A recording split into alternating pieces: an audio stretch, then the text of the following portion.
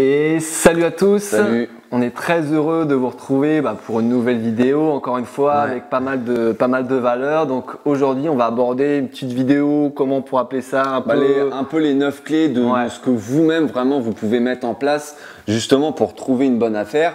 Donc ça peut être un peu du mindset. Enfin, on va vous évoquer pas mal de points. C'est plus vraiment centré sur vous-même.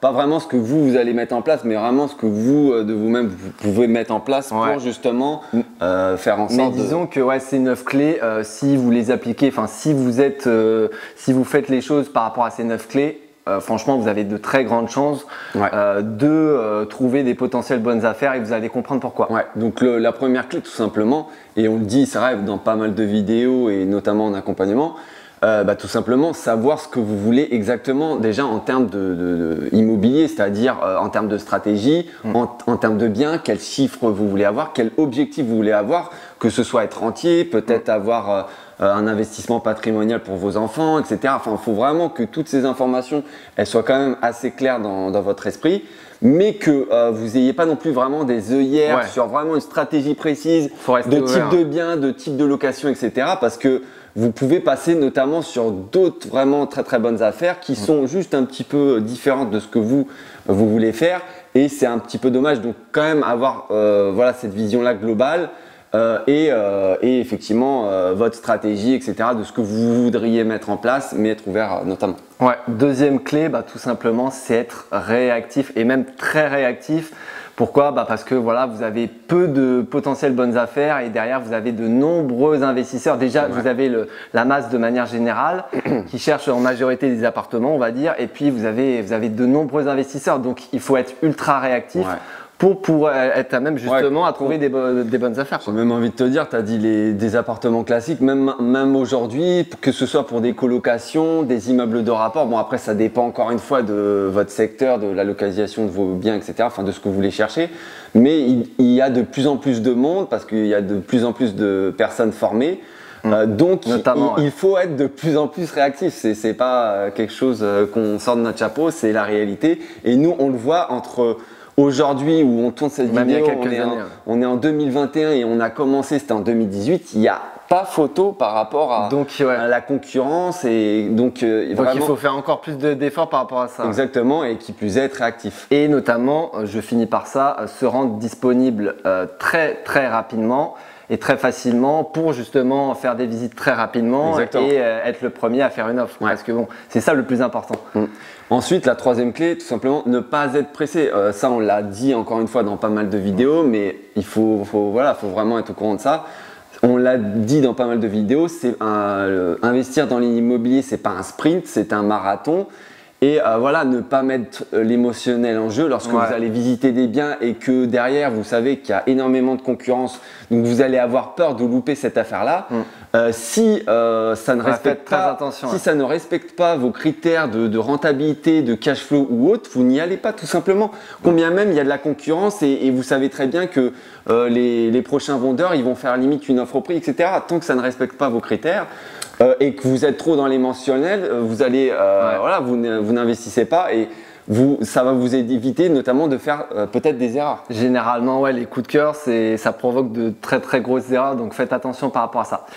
Quatrième clé, et pas des moindres, c'est être persévérant tout simplement. Voilà, tu l'as très bien dit d'ailleurs, l'immobilier, c'est pas un sprint, c'est un marathon, c'est un travail de longue haleine sur la durée. La recherche d'un bien peut durer 6 mois. Peut durer un an, voire même plus. Donc faut vraiment être persévérant par rapport à ça. Consulter régulièrement, voire quotidiennement des annonces et au bout de quelques mois, vous trouverez votre bonheur, c'est sûr. Ouais, exactement. Ensuite, la cinquième clé, c'est vraiment être un bon relationnel dans le sens où vous savez sympathiser avec les agents immobiliers, vous savez être vraiment très très communicant.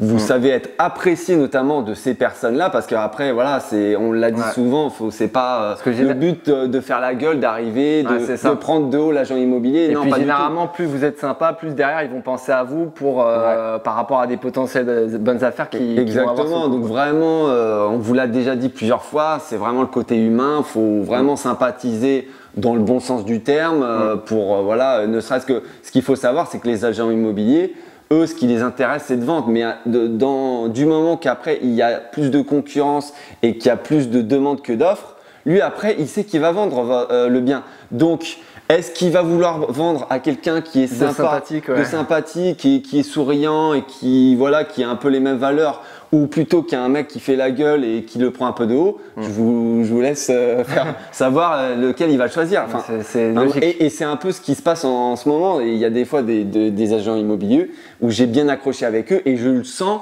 qu'ils peuvent me proposer beaucoup plus en amont par rapport à d'autres investisseurs des biens qui seraient intéressants. L'IMO, ça reste de l'humain. Hein. Ouais. Franchement, il ne faut pas oublier ça. L'immobilier, c'est de l'humain. Ouais. Donc voilà, 6e clé, tout simplement, encore une fois, très très important, c'est être proactif. Plutôt que justement être réactif dans le sens, voilà, vous êtes sur votre canapé, vous recherchez des annonces sur le bon coin, c'est un peu ça, être réactif. Plutôt que proactif, voilà, vous allez aller sur place, vous allez voir les commerçants, vous allez voir les agents immobiliers dans leur bureau très régulièrement. Enfin voilà, c'est ça, être proactif. Et plus vous serez proactif dans votre démarche de recherche immobilière, plus, c'est logique, vous trouverez de potentielles bonnes affaires. Ouais. Parce que beaucoup d'investisseurs, faut pas l'oublier, je pense, sont réactifs et voilà, ils regardent des sites d'annonces, mais l'immobilier, c'est pas ça, c'est pas que faire ces démarches-là. C'est du terrain, on l'a déjà dit dans plusieurs vidéos, c'est du terrain, il faut pas hésiter à aller sur place parce que c'est vraiment sur place que vous allez vous rendre compte des choses réelles du marché, que ce soit au niveau de l'attractivité locative, de ce qui se fait dans votre ville, des agents immobiliers, comment ils gèrent par rapport à la concurrence ou autre. Donc c'est vraiment ça qu'il faut prendre en compte. Et donc ça rejoint le point, donc la 7e clé, qui est oser et être curieux. C'est un peu ce que tu as dit, c'était aller sur place, notamment aller visiter des biens. Enfin voilà, n'hésitez pas à aller voir les commerçants, parler autour de vous dans votre ville de ce que vous voulez avoir, etc. Si c'est possible par rapport à vos calculs de rentabilité et votre cash flow que vous désirez.